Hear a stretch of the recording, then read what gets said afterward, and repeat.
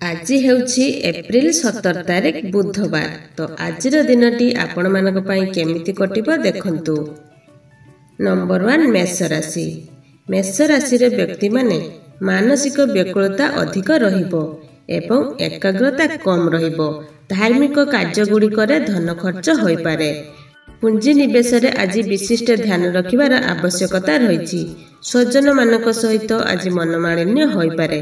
କୌଣସି ଛୋଟ ଲାଭ ପଛରେ ବଡ଼ ହାନି ନ ହୋଇଯାଉ ଏଥିପ୍ରତି ଧ୍ୟାନ ରଖିବେ। ଆଧ୍ୟାତ୍ମିକ କାର୍ଯ୍ୟଗୁଡ଼ିକରେ ଦିନରେ ଭଲରେ କଟିବ। ନମ୍ବର 2 ବୃଷ ରାଶି। ଏହି ବୃଷ ରାଶିର ବ୍ୟକ୍ତିମାନେ ଆପଣ ଶାରୀରିକ ଏବଂ ମାନସିକ ରୂପରେ ଉତ୍ସାହିତ ରହିବେ। ଆର୍ଥିକ ରୂପରେ ଦିନ ଲାଭଦାୟୀ ଅଟେ। ଘରର ଲୋକମାନଙ୍କ ଏବଂ ମିତ୍ରମାନଙ୍କ ସହିତ ବୁଲିବାକୁ ଯିବାର ସମ୍ଭାବନା ଅଛି। ମିତ୍ରମାନଙ୍କ ଏବଂ ସ୍ୱଜନମାନଙ୍କ ତରଫରୁ ଉପହାର ମିଳିବାର ସମ୍ଭାବନା ଅଛି। ନମ୍ବର 3 ମିଥୁନ ରାଶି। ଆଜି ମିଥୁନ ରାଶିଙ୍କ ଲୋକମାନଙ୍କର ହଠାତ୍ ଧନ ପ୍ରାପ୍ତି ହେବାର ଆଶଙ୍କା ରହିଛି। ଆଉ ପରିଜନମାନଙ୍କ ସହିତ ବିବାଦରେ ଗୃହସ୍ଥର ବାତାବରଣ ବିଗିଡ଼ିପାରେ। ଗୃହିଣୀମାନଙ୍କୁ କୌଣସି କାରଣବଶତଃ ମାନସିକ ଅସନ୍ତୋଷ ରହିବ। ବିଦ୍ୟାର୍ଥୀମାନଙ୍କ ପାଇଁ ଅଧିକ ପରିଶ୍ରମ କରିବାକୁ ପଡ଼ିବ।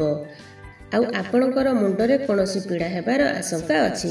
ନକାରାତ୍ମକ ବିଚାର ଉପରେ ପୂର୍ଣ୍ଣ ରୂପରେ ନିୟନ୍ତ୍ରଣ ରଖିବାକୁ ଚେଷ୍ଟା କଲେ ଭଲ ହେବ। ନମ୍ବର 4 କର୍କଟ ରାଶି। ଆଜି ଆପଣ ରହସ୍ୟ ଏବଂ ଆଧ୍ୟାତ୍ମିକତାର ରଙ୍ଗରେ ରଙ୍ଗେଇ ହେବେ। ବନ୍ଧୁବାନ୍ଧବଙ୍କ ସାଥିରେ ଆପଣଙ୍କର ବ୍ୟବହାର ଭଲ ରହିବ। ନୂଆ କାର୍ଯ୍ୟ କରିବା ପାଇଁ ଆଜି ଦିନଟି ସମୟ ଭଲ ଅଟେ। ମିତ୍ରମାନଙ୍କ ଏବଂ ସ୍ନେହିଜନମାନଙ୍କ ସହିତ ସାକ୍ଷାତ କରିବେ। କାର୍ଯ୍ୟରେ ସଫଳତା ମିଳିବ ଏବଂ ପ୍ରତିଯୋଗିତାମାନଙ୍କ ଠାରୁ ବିଜୟ ମିଳିବ। କୌଣସି ଏକ ଛୋଟ ଯାତ୍ରାରେ ଯାଇପାରନ୍ତି। ଭାଗ୍ୟ ବୃଦ୍ଧି ସହିତ ସାମାଜିକ ମାନ ସମ୍ମାନ ମଧ୍ୟ ମିଳିବ। ନମ୍ବର 5 ସିଂହ ରାଶି।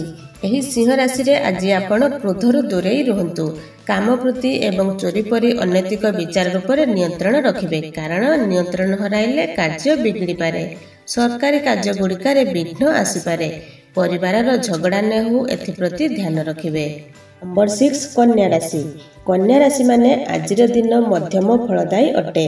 ଦାମ୍ପତ୍ୟ ଜୀବନରେ ଯୁକ୍ତି ଏବଂ ବେପାର କ୍ଷେତ୍ରରେ ଭାଗୀଦାରୀ ମଧ୍ୟରେ ମନମାଳିନ୍ୟ ହୋଇପାରେ। ସାମାଜିକ ଜୀବନରେ ସଫଳତା ମିଳିବ।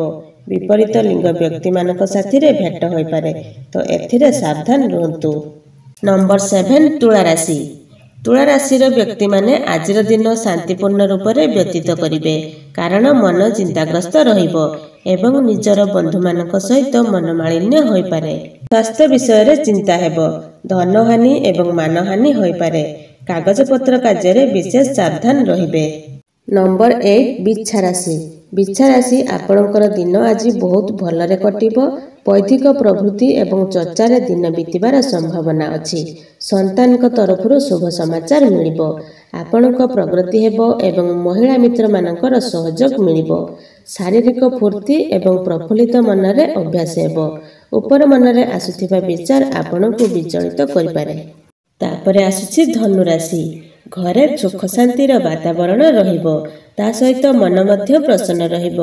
ଆରୋଗ୍ୟ ପ୍ରାପ୍ତି ହେବ। ରୋଗରେ ପୀଡ଼ିତ ଲୋକମାନଙ୍କର ସ୍ଥିତି ସୁଧୁରିବ। ଆର୍ଥିକ ରୂପରେ ଲାଭ ହେବ ଏବଂ ଯଶ ମଧ୍ୟ ମିଳିବ।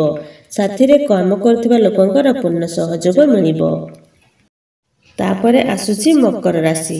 ଏହି ରାଶିର ଆଜି ଆପଣ ମାନସିକ ରୂପରେ ଆଜିର ଦିନ ଅସୁବିଧା ଏବଂ ଅଡ଼ୁଆ ରହିବ।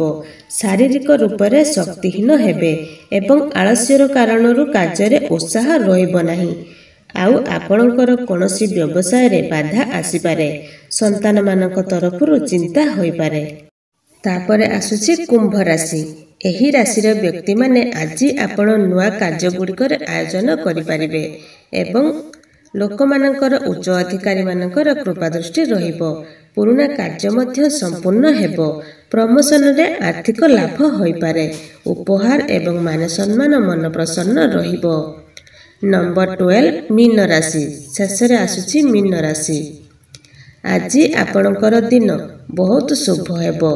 ଆପଣ ଆତ୍ମୀୟଜନମାନଙ୍କ ଏବଂ ମିତ୍ରମାନଙ୍କ ସାଥିରେ ସାମାଜିକ କାର୍ଯ୍ୟଗୁଡ଼ିକରେ ବ୍ୟସ୍ତ ରହିବେ। ମିତ୍ରମାନଙ୍କର ଲାଭ ହେବ ଏବଂ ତାଙ୍କ ପଛରେ ଧନ ମଧ୍ୟ ଖର୍ଚ୍ଚ ହେବ। ଗୁରୁଜନମାନଙ୍କ ଏବଂ ସ୍ନେହିଜନମାନଙ୍କର ସାଥି ମିଳିବ। ଆଉ ଆକସ୍ମିକ ଧନ ଲାଭ ସହିତ ସନ୍ତାନ ମଧ୍ୟ ଲାଭ ହେବ। ଘରେ ସୁଖ ଶାନ୍ତିର ବାତାବରଣ ରହିବ। तो एमिति आहुरी नुआ नुआ वीडियो देखिया पाई ए वीडियो गोटे लाइक करंतु आ जदि हम चैनल को प्रथम थर पाई देखचंती ताहले तळे थिबा रेड कलर सब्सक्राइब बटन ऊपर क्लिक करी आ ता साइड रे थिया बेल बटन क्लिक करी आम चैनल को सब्सक्राइब करनियंतु।